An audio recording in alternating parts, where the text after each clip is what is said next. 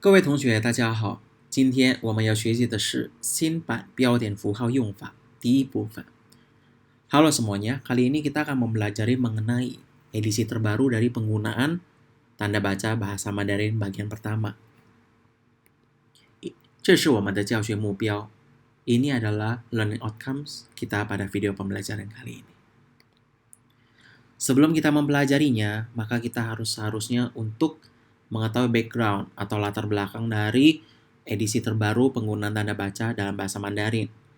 Yaitu pada tanggal 30 Desember 2011, dua badan pemerintahan China yang bertanggung jawab dalam penulisan atau standarisasi mengeluarkan sebuah dokumen terbaru, yaitu Piaodian Fu Hao Yong Fa, penggunaan tanda baca edisi terbaru. Kemudian pada tanggal 1 Juni 2012 di seluruh negeri telah diberlakukan standarisasi berikut.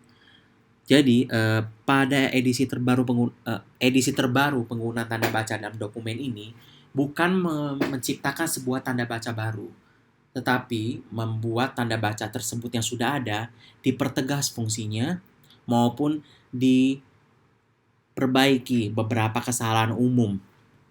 Jadi sini fungsinya adalah mempertegas fungsi-fungsi dari tanda-tanda baca tertentu yang akan kita bahas satu persatu dalam video pembelajaran kali ini. Yang pertama adalah wen hao atau tanda baca tanda tanya. Yang kita harus tandai yaitu 在多个问句连用或表达疑问语气加重时，可叠用问号.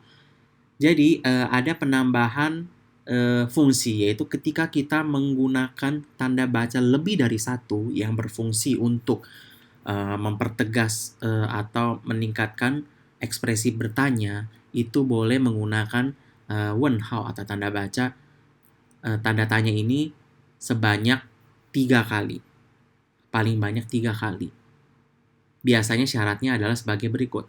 通常应先单用再叠用 最多叠用3个问号. Jadi adalah biasa menggunakan satu kata tanda baca, tanda tanya, kemudian boleh didabelkan, dan paling banyak adalah 3. Dalam contoh kalimatnya seperti berikut. 1, 2 tanda tanya, kemudian 3 tanda tanya. Jadi ada 3 kalimat tanya jika dideretkan, 1 ditambah 1 tanda tanya setiap kalimatnya sampai maksimal adalah 3. Fungsinya adalah meningkatkan ekspresi bertanya. Kemudian fungsi tambahan kedua yaitu wen hao ye you biao hao yong fa, ji biao shi cong yi huo bu xiang. Jadi fungsi dari tanda tanya tersebut juga sebagai sebuah tanda, yaitu jika ingin menunjukkan bahwa suatu data atau suatu kalimat itu tidak jelas atau mungkin ada sedikit yang perlu ditanyakan. Contohnya, Ma Zhiyuan 1250年到1321年, maksudnya adalah Ma Zhiyuan 1250 sampai 1321. Jika ditambah tanda tanya di 1250 adalah artinya kemungkinan besar Ma Zhiyuan dilahirkan tahun 1250. Akan tetapi ini masih dipertanyakan, sehingga dia menambahkan kata tanda tanya seperti di sini. Kemudian yang kedua, dia tidak tahu lahirnya kapan, makanya dia menggantinya dengan tanda tanya. Dan wafatnya tahun 518. Tanda baca kedua yaitu kantan hao. Di sini terdapat 2 fungsi yang dipertegas. Yang pertama, 表示声音巨大或声音不断加大的时候，可叠用感叹号。表达强烈语气的时候，也可以叠用感叹号，最多叠用3个叹号。Jadi seperti yang tadi, tanda tanya, tanda seru juga ketika dapat digunakan sebanyak 3 kali maksimal, yang berfungsi untuk menyatakan suatu ekspresi yang bergejolak. Contohnya, yang pertama, hong. Di sini adalah sebuah suara yang sangat besar volumenya, 声音巨大. Makanya boleh pakai tanda seru lebih dari 1. Kalimat kedua, dia menggunakan beberapa tanda seru dan maksimal itu menggunakan sebanyak 3. Kemudian yang kedua adalah 当句子包含疑问、感叹2种语气，且都比较强烈的时候，可以在问号后再加叹号。问号和 叹号 maksudnya sini ketika dalam suatu kalimat itu ada ekspresi bertanya atau pertanyaan, kemudian ada juga ekspresi untuk tanda seru, maka penggunaannya boleh digabungkan tanda seru dengan tanda tanya, dengan urutan tanda tanya kemudian tanda seru. Contohnya pada kalimat pertama dan kalimat kedua. Yang ketiga mengenai tanda baca tunhao, yaitu koma untuk kalimat yang paralel seperti ini. Yang pertama adalah 相邻或相近两数字连用表示，概数通常不用顿号。Jadi pada saat penggunaan kata tunhao ini tidak akan dipakai ketika ada dua angka atau bilangan jika berupa sebuah perkiraan tidak dipakai. Contohnya adalah 120公里, maksudnya adalah 10 sampai 20 km. Di sini dia langsung digabung, tidak menggunakan kata tunhao. Biasanya banyak yang menggunakan kata tunhao di sini. I kemudian tunhao er. Tetapi di sini kita langsung 120公里, yang berarti 10 sampai 20 km. Yang kedua, 标有引号的并列成分之间标有书名号的并列成分之间通常不用顿号. Di sini jika ada kata yinhao atau tanda kutip, kemudian shu minghao, kata yang menunjukkan judul dari karya sastra atau judul film dan lain-lain, jika lebih dari satu dan berderet tidak menggunakan kata tunhao, tidak menggunakan tanda baca tunhao. Contoh yang pertama, ketika ada tanda baca kutip ini berderet di antara kata zhi he yue, di tengah-tengah sini tidak ada tanda baca tunhao. Kemudian yang kedua kita lihat dua frase yang dibuat tunhao ini tidak dipisahkan oleh tunhao. Kemudian yang ketiga, beberapa yaitu 4 judul karya sastra yang biasa menggunakan tanda baca shu minghao itu tidak dipisahkan oleh tunhao, tetapi langsung menyambung dengan shu minghao yang lain. Begitu pula selanjutnya. Yang keempat adalah mengenai yinhao atau tanda petik ganda maupun yang tunggal. Yang pertama yaitu 独立成段的引文如果只有一段段首和段尾都用引号. Jadi ketika dalam sebuah paragraf semua tulisan dalam satu paragraf ini memerlukan tanda baca yinhao, tanda kutip begitu banyak, misalnya berderet lebih dari 2 kalimat, maka yang digunakan adalah tanda baca yang kutip penutup itu akan ditaruh dalam akhir kalimat, seperti contoh kalimat di bawah ini. Dan yang pertama ini tetap harus ada, kemudian yang terakhir adalah ini, karena ini dalam satu paragraf. Oke, yang kemudian adalah 括号 atau tanda kurung. Nah, di sini tanda kurung ini banyak jenisnya. Yang pertama kita akan bahas tentang 圆括号 atau tanda kurung yang berbentuk bulat seperti contoh berikut.